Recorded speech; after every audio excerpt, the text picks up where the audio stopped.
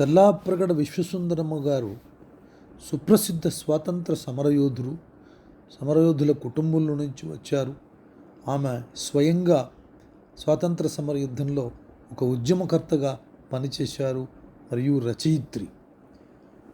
విశ్వసుందరమ్మ గారు 1899 మార్చి 6వ తేదీన పశ్చిమ గోదావరి జిల్లా భీమవరం తాలూకాలోని ఉండి గ్రామంలో మల్లవరపు శ్రీరాములు సీతమ్మ దంపతులకు జన్మించారు. ఈమెకు 9వ ఏటనే ఆనాటి సాంప్రదాయ ప్రకారం తెల్లాప్రగడ నరసింహశర్మతో వివాహం జరిగింది. అయినా పండితులైన తన తండ్రి వద్దనే ఉండి ఉభయ భాషా ప్రవీణ, సాహిత్య శిరోమణి పరీక్షలు చదివారు. 16 సంవత్సరాల వయసులో భర్త దగ్గరకు కాకినాడ వచ్చారు.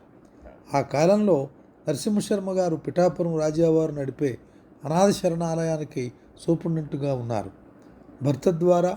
భర్తతో సహా దంపతులిద్దరూ రాజకీయాల వైపు ఆకర్షితులై విజయవాడలో జరిగిన 1921లో జరిగిన కాంగ్రెస్ సమావేశాలకు హాజరయ్యారు.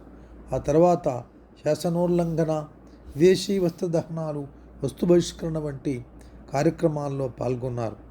1921లో అహ్మదాబాద్ కాంగ్రెస్ వెళ్ళి అక్కడ సబర్మతి ఆశ్రమానికి వెళ్ళి గాంధీజీని దర్శించుకున్నారు.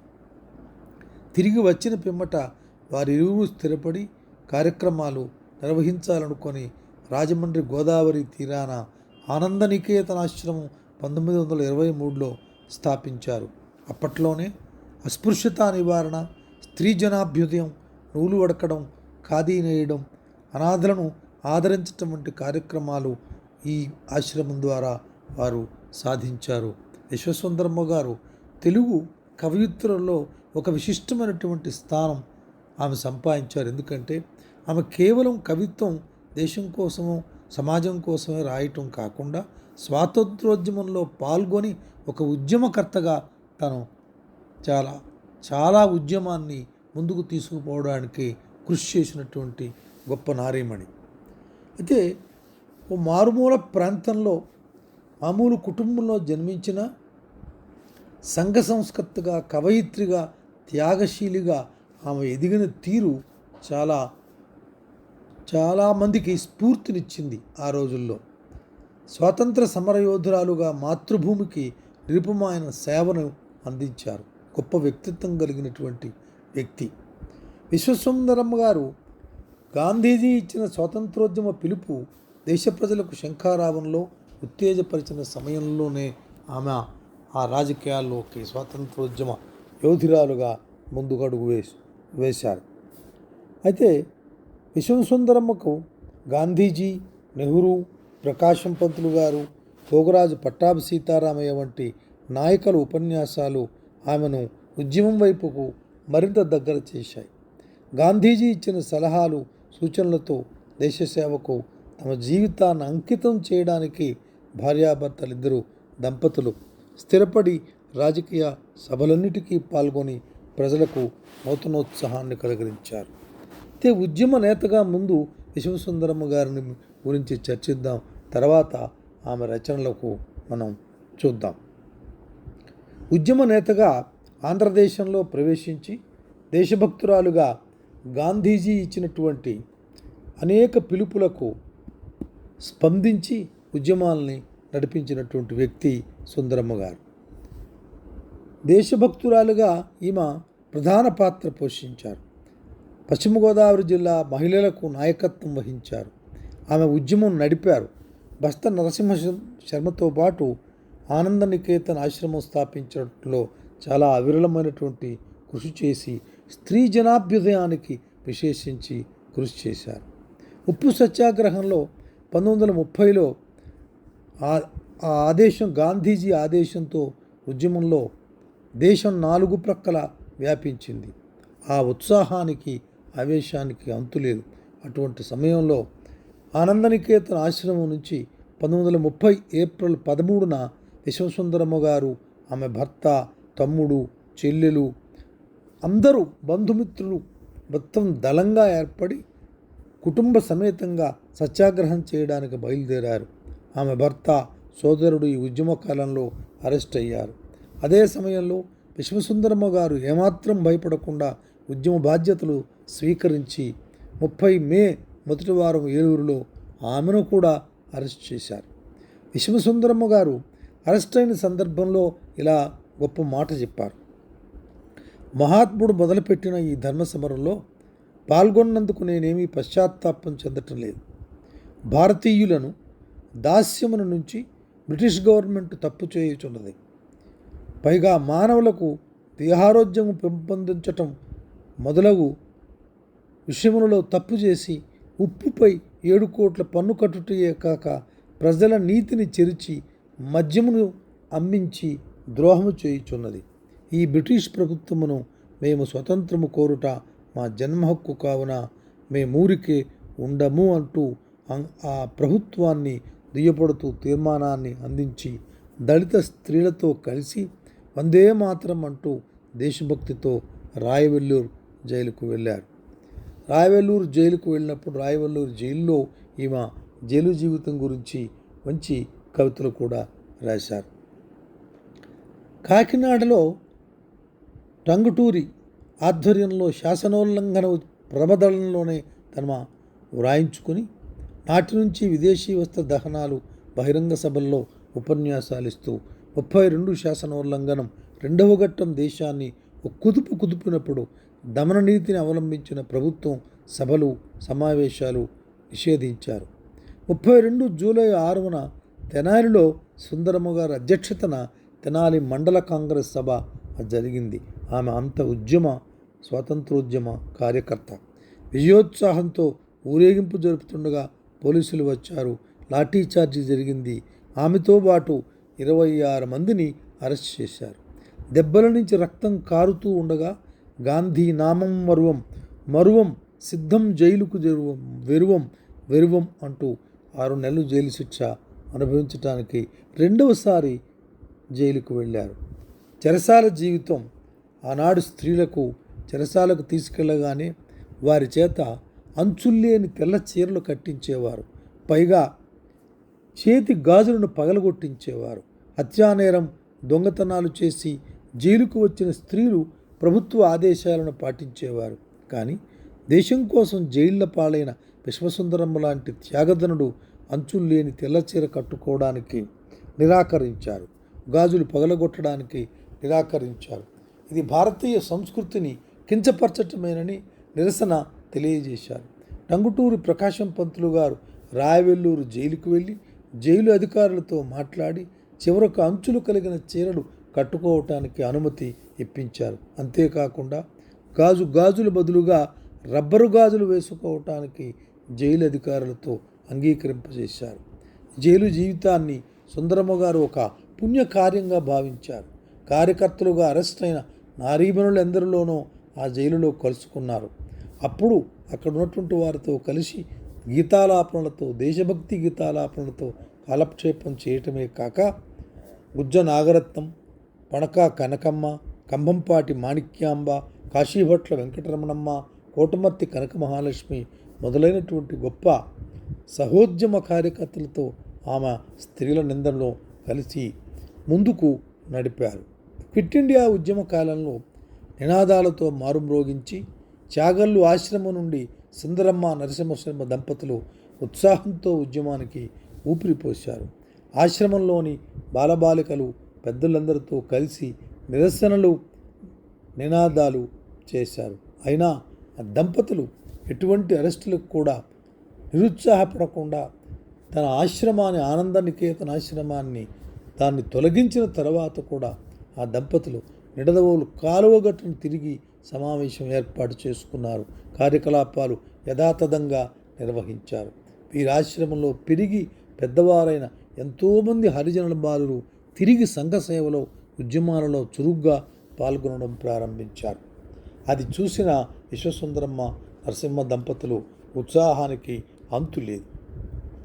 వారి కృషి ఫలించిందనేటటువంటి ఉత్సాహంతో ఇంకా ఎంతో ఉత్సాహంతో వారు రచనలు చేశారు. వారి పట్ల అపారమైనటువంటి ప్రేమ చూపించారు. అయితే విశ్వసుందరమ్మ గారి కవితలు కవితా కదంబం అనే పేరుతో ఆవిడ సోదరులు విశ్వేశ్వరరావు గారు, కృష్ణారావు గారు వేశారు. ఈ కవితా కదంబం హృదయవేణ పేరుతో 60 కవితలు, కథా కవిత పేరుతో 7 కవితలు, సుజనస్థుతి పేరుతో 5 కవితలు, సాంఘిక గీతావళి పేరుతో 48 కవితలు ప్రచురించారు. ముద్దుకృష్ణ గారు ప్రచురించిన వైతాళికుల గ్రంథంలో తల్లాప్రగడ వారి, సుందరమ్మ గారి కవితలు ఎన్నో చోటు చేసుకున్నాయి. జాతీయోద్యమ కవిత్వం సుందరమ్మ గారి చేతిలో ఏ విధంగా శక్తిని, సమయాన్ని సంఘ సంస్కారానికి, సంఘ సేవకు, దేశ సేవకు కవయిత్రి వినియోగించినటువంటి తీరు అద్భుతమైనటువంటిది. ఆంధ్ర రాష్ట్రం అనే కవితలో సూర్య భగవానుడు ఉదయించే సురుచిరముగా సుజనులందరూ మేల్కొంచి శోభిల్లంగా నిదుర మున్గుట పాడియా నీకు నిప్పుడు ఆంధ్రుడా వేగపడవేళ ఇది అదను సుమా అంటూ ప్రారంభం చేసి ఆంధ్రదేశాన్ని దుస్థితిని చాలా అద్భుతంగా వర్ణించారు. ఉగాది పండుగ గురించి రాస్తూ పరుల పాలనము నిరసించి మన దేశ ప్రజల పాలనము నాశించి ద్రోహుల ప్రచారముల దృంచమని తెలుపుచు వచ్చనిదే సంవత్సరాదిని అద్భుతంగా వర్ణించారు. రాట్నం అందరిని తిప్పమన్నారు, ఖద్దరు కట్టారు, ఖద్దరు కట్టమని అందరికీ చాలా ప్రచారం చేశారు. ఇంకొక కవితలో భారతీయుల మొగుచు ప్రభవించి ఫలమేమి నిజదేశ స్వాతంత్రమునుగాంచక అని ప్రశ్నించారు. కొంపదీయ వర్తకుడ కొట్టినాడు దేశమంతా మాటలాడితే శిక్షలంట పాట పాడితే కేసులంట అని ఆనాటి వాతావరణాన్ని చాలా అద్భుతంగా వర్ణించారు. వనితలందర నగచాట్లు పాలునర్ప ఆంగ్ల జాతికి గౌరవం అంతరించే చాలునింక ఆంగిలేయుల పాలనమ్ము చోటు లేదిక వారికిచ్చట సుంత అని చెప్పారు. సైమన్ కమిషన్ అనే కవితలో ఆంగ్లేయులు మన పట్ల వ్యవహరించిన తీరును చాలా అద్భుతంగా రాశారు. ఓ భరతమాత, బానిసత్వంతో నీ ప్రజలు బాధపడుతున్నారు. ఖద్దరు కవచము సత్య ఖడ్గము దాల్చి శాంతి సమరం చేస్తున్నారు. వారికి జయమసంగుము అని ఒక అద్భుతమైనటువంటి కవిత రాశారు. అయితే జైలు జీవితం అనుభవిస్తున్నటువంటి అప్పటి స్త్రీలు అనుభవించినటువంటి కష్టాల గురించి కూడా చాలా అద్భుతమైనటువంటి కవిత రాశారు.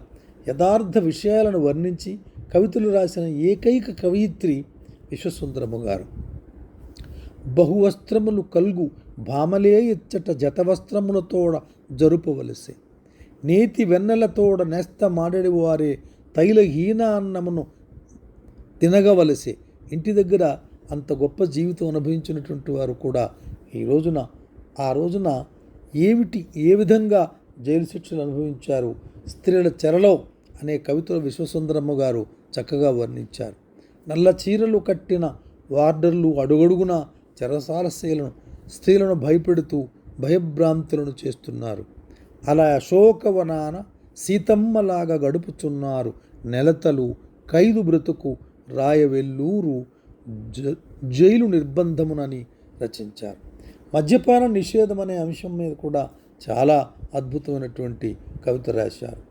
కళ్ళు స్వదేశీయే కనుక త్రావగవచ్చుననడి దుర్వాదమున్ వినకుమయ్యా అని హెచ్చరించారు. వితంతు వివాహం అనే కవితలో బాల వితంతువుల గోడు వినమంటారు.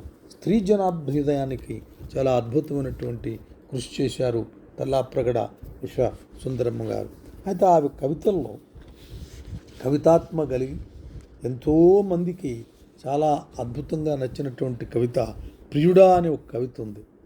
వచ్చి లాలించేటి ప్రియుడా, నన్ను మచ్చికల నలరించు ప్రియుడా, హెచ్చయిన ప్రేమ సుధలిచ్చి నన్ను వగల మరపించేటి ప్రియుడా, భవమెంతో భారమై పరుగులెత్తే వేళ, శీర్ణమై నా గుండె శిథిలమయ్యే వేళ, కన్ను గవలో ఒక్క కాంతి పుంజము దాల్చి చిన్న నవ్వులు మొముపై చిందులాడగా, ప్రేమతో మనసిచ్చి ప్రీతితో ననుదేర్చి రమ్య మధురాలాపరసం నాపై చిల్కి నడకలో ఒక వింత నాట్యమాడుచుండ, పలుకులో ఒక తీపి పలుకరించుచుండ, ఇరులు నీ నవ్వుతో విరిసి పొవగజేసి మాటి మాటికి నాలో మమత పెంపొందించి వచ్చి లాలించేటి ప్రియుడా, నన్ను మచ్చికల అలరించు ప్రియుడా, హెచ్చయిన ప్రేమ సుధలిచ్చి నన్ను వగల మరపింపేటి ప్రియుడా. చాలా అద్భుతమైనటువంటి కవిత ఇది. అయితే ఇంకొక కవిత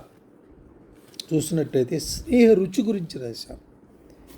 అరమరలేని మన నిరంతర స్నేహ రుచుల్ కురిసిన వెన్నెలలా ఎరిసిన మల్లియలా మనమున నెవ్వగలేమా ఘనమగు నెయ్యముతో మెరపుల గుంపేమో అది తరగని వెలుగేమో దివములు నిముసములై చనియను తిన్నని నడకలతో కన్నుల తళుకులేమో అది పుణ్యపు ప్రోవేమో జీవితమునకంతా అది చెలువపు నిగ్గేమో పరమ ప్రేమకు చిక్నమైన తెలివెన్నెల కాంతుల సన్నపు తళుకేమో. చాలా అద్భుతమైనటువంటి చాలా గీతం.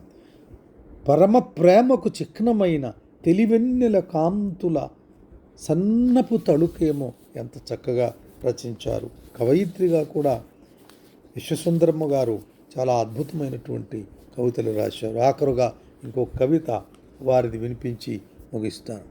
పూలమాలికలల్లినందుకు కరకు కత్తుల కానుకాయను తేనె సుధలను చల్లినందుకు తేటిపోటుల కాటులాయను విరహ వ్యధలు వార్వలేని విరహ వ్యధలు పూలమాలికలల్లినందుకు కరకు కత్తులే కానుకాయను